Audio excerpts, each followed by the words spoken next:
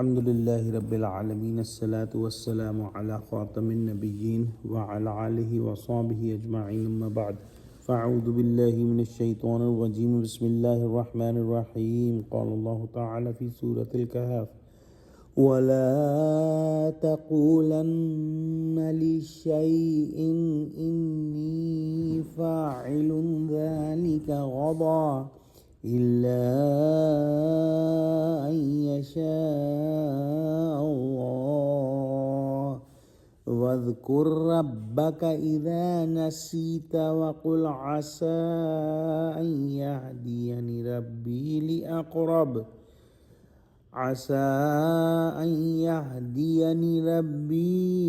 لأقرب من هذا رشدا۔ ترجمہ: اور کسی کام کی نسبت نہ کہنا کہ میں اسے کل کر دوں گا مگر انشاءاللہ کہہ کر، یعنی اگر خدا چاہے تو کر دوں گا، اور جب خدا کا نام لینا بھول جاؤ تو یاد آنے پر لے لو، اور کہہ دو کہ امید ہے کہ میرا پروردگار مجھے اس سے بھی زیادہ ہدایت کی باتیں بتائے۔ اصحاب کہف کا قصہ تاریخی کتابوں میں نادرات میں لکھا تھا، ہر کسی کو کہاں خبر ہو سکتی۔ مشرکین نے یہود کے سکھانے سے آپ صلی اللہ علیہ وآلہ وسلم سے پوچھا کہ اصحاب کہف کا کیا قصہ تھا۔ مقصود یہ تھا کہ آپ صلی اللہ علیہ وآلہ وسلم کی آزمائش کریں۔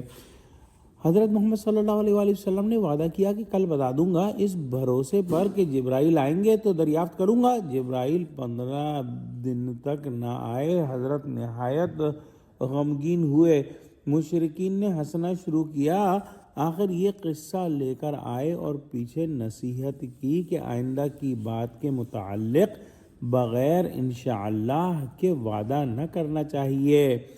اگر ایک وقت بھول جائے تو پھر یاد کر کے کہہ لے، اور فرمایا کہ امید رکھ کہ تیرا درجہ اللہ سبحانہ وتعالی اس سے زیادہ کرے، یعنی کبھی نہ بھولے، یا پھر اصحاب کہف کے واقعے سے زیادہ عجیب طور پر آپ کی حفاظت فرمائے اور کامیاب کرے، جیسا کہ غار ثور کے قصے میں ہوا، یا واقعہ کہف سے زیادہ عجیب واقعات و شواہد آپ کی زبان سے بیان کروائے۔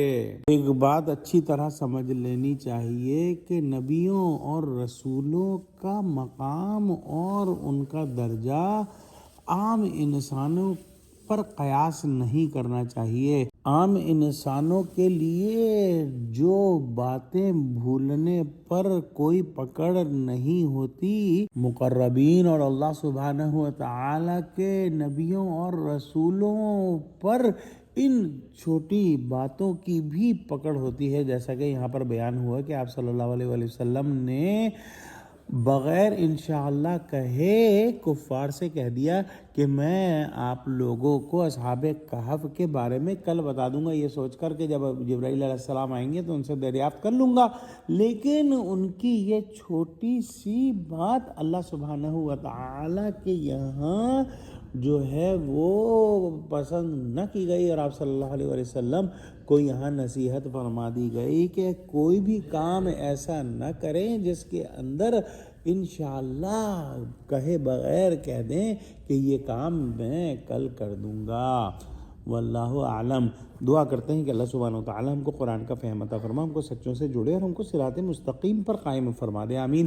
وآخر دعوانا ان الحمد للہ رب العالمین، والسلام علیکم ورحمۃ اللہ وبرکاتہ۔